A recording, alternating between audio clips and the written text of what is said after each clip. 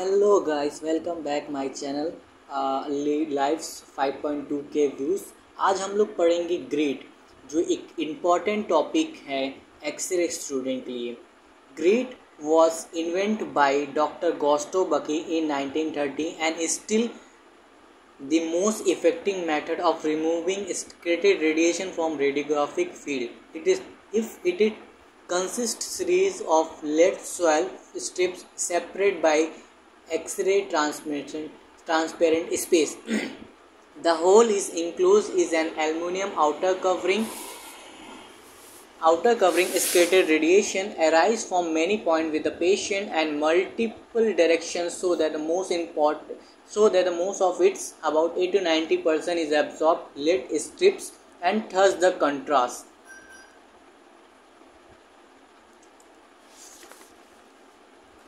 Grid also is two types. First, stationary grid. These are three main types of grid: parallel grid, focus grid, and cross grid. Parallel grid. The parallel grid lead strips separated by radiolation space are positioned parallel to one another. The parallel grid is frequently used to conjunction with the variable unit for radiographic in the ward.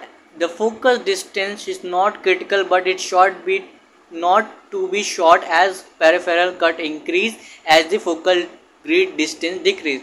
Centering is also not critical, provide grid positioned under interested area of interest. Focus grid. The focus grid is composed of strip of lead angled towards the edge.